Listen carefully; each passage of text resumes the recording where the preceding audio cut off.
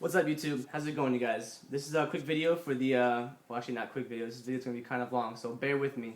But understand this video is going to help those that are getting into free running, that are getting into parkour, that are getting into tricking, or any other arts of movement. This can help you because you can apply the same knowledge to that. Please spread this video around because I think this will help a lot of those who are just now getting into this kind of art. It's extremely important to me, but also it will become extremely important to those who are wanting to get into this. I understand that you want to start learning flips, you want to start learning this stuff, but understand this is the part where I want you to take everything I say and understand it and take it into consideration. Alright, so this video might be kind of boring because it's a lot of talking, but please pay attention to what I have to say because it can help. First off, I want you to learn the difference between parkour, free running, and extreme martial arts or tricking. Alright, so for example, tricking is basically taekwondo mixed with gymnastics, you know. Parkour and free running are similar, they get confused with each other because they involve using the environment. Parkour involves using the environment for exercise, but also for practical stuff, for example, getting from point A to point B. And in between point A and point B, there's usually an obstacle. Alright, whether it's one obstacle, or if it's a bunch of obstacles, or an entire city. Alright, so kind of see the difference between, you know, parkour, the exercise, and then the practical part. You don't have to get from point A to point B as quickly and efficiently as possible. You can take your time and work on foot placement, body-eye coordination, balance, etc., etc. Free running, like parkour, involves using the environment, but it also involves using twists, flips, a lot of movements that would be considered unnecessary in parkour. So understand that parkour does not involve twists and flips, it involves practical movements, whereas free running is like turning your environment into a playground. Also, I want you to understand the pros, a lot of the guys that you look up to, the guys who you see, the videos are doing like really good. They did not get there by just walking on the street and next thing you know they were good at it. Now there's a lot of people who are natural at what they do, but understand that you may not have to start like they did, but also the majority of you probably will, because a lot of people like pro football players, pro soccer players, pro NBA stars and stuff, they didn't get what they were. They didn't get as good as they did by, you know, just walking on the court or on the field and just being as good as they are. They had to learn basics. They had to learn breathing. They had to learn pacing themselves. They had to learn plays. They had to do the drills. They had to play games to get in the moment, etc., etc. So understand that you might have to do similar things. You might have to start with the basics and work your way up. But I think that if you do start with the basics and work your way up, the advanced and intermediate movements will come much faster to you because you'll be used to specific types of movement. Appreciate all arts of movement. Don't think that one movement is better than the other. Alright? You may be better at cheerleading than you are at doing gymnastics. You may be a better tricker than you are a free runner, but that doesn't mean that tricking is better than free running or that cheerleading is better than gymnastics. It just means that that art is what's best for you. Understand movement.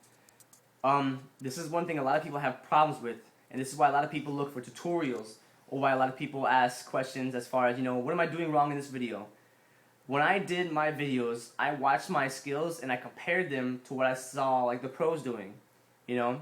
And if my form looks sloppy, or if my movements look sloppy, or if they felt uncomfortable, then I was doing something wrong. So I worked on it. I mastered it. I watched their videos over and over and saw, you know, how they moved their body, how they placed their foot, where they were facing, if they were spotting the ground when they were coming out, or if it was a blind landing and stuff like that. You don't have to do everything the exact same way that they do. But by watching their movements and breaking it down step by step, you can learn to develop your own style, but just by using their techniques. So kind of like what Bruce Lee says, absorb what is useful, discard what is useless, and add what is uniquely your own. So, you know, take that into consideration. Build muscle memory with basics. What I mean by muscle memory, for example, let's say you're a martial artist, right? And you've done a whole bunch of drills. You know, for example, let's say you know the techniques and the escapes to, or the counter to a roundhouse kick. So you're on the street, you're in a fight. Somebody throws a roundhouse kick. You've done the technique. You know what it's like. You've done it so many times, it's built in your system. So your muscle memory kicks in, and then you do the counter to the roundhouse kick, whether it's a takedown, whether it's a leg break. Next thing you know, you go on the ground and you're grappling. But your muscle memory knows how to react to that. So in parkour or free running, for example, let's say parkour, and you want to precision from one spot to another, right? If you haven't practiced, you know, landing into precision or jumping like into cat leaps and stuff like that, and you go for that precision and you're not going to make it, and you don't know how to cat leap, bam, you fall. Not fun. Or if you even hit the ledge, but not with enough momentum to stand up and keep going, bam, you might fall. So learn, do drills, Pay attention to what you're doing. Pay attention to what the pros do. And then with that, with the basics and stuff like that, with your muscle memory, you can become fast and agile. Your creativity will come in. And also muscle memory will help you learning new tricks. So if you're used to doing like a speed vault or a dash vault or a turn vault, whatever, you know, you can learn how to like, you know, flip over things easier. You can learn how to do twists and stuff like that by jumping up and twisting and landing on your back on a trampoline. Different things like that. I think you know where I'm coming from that. Now the most important part, I want you guys to know this. Those of you who are really getting into free running, don't start with flips. I'm serious. Do not start with flips. Yes, it's okay. Some people can land it, and some people have a lot of good body control. All right, but if you're just beginning and you have no idea what you're doing, don't start with flips. Why? Because you are more prone to injury than you would be if you actually started with the basics and worked your way up. Learn to roll, learn to land, learn how to fall, learn, you know, what the basics are. What I mean by the basics, and the basics I think would be anything that doesn't involve going upside down, anything that doesn't involve twisting, or you know, as like extreme rotating. Jumping is good. Like I said, learn to land, learn to roll, learn to fall. Okay, but don't start with the extreme movements, because with that, you know, you want to make sure you work up to that kind of advanced movements, because like I said, when you start with the basics, the intermediate and the advanced will become faster. So please, please, please don't start with flips unless you have a foam pit or something. I understand, it's fun, you want to get right to that. Trust me, it will come in time.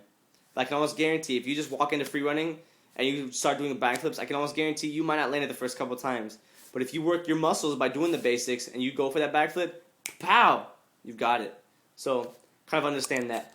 Also, as when it comes to training, train smart, perform safe, and have fun. To me, the best free runner or runner in general, or tricker, is one having the most fun. Alright? I will post another vlog on getting over fear, because that is a huge block that a lot of people get caught up in. So look for my vlog on that. Ego and attitude. I'll post another vlog on this, but I'm going to say this. Be open-minded to criticism. Okay? Be open-minded to criticism. Appreciate criticism. Take it in. Embrace it. Because it might actually help you out. Sure, what they say is kind of negative, but you'll see. Look for my vlog on that, and you'll see more about that. Inspiration. Become inspired easily. Use your senses. You got hearing, so if you hear a song that you really like, a song that gets you pumped, be inspired by that. If you're watching a bunch of children, you know, play around and stuff like that, and you're feeling the energy of everybody playing around, become inspired by that. If you see an obstacle, you know, whereas most people would just see, you know, what it is, but you see a playground, become inspired by that. Be easily inspired. Look for inspiration, because that's what's going to help you become better. And then last but not least, correcting your movements in your mind. If a movement doesn't feel right, if it doesn't feel comfortable, you're probably doing it wrong, so correct that.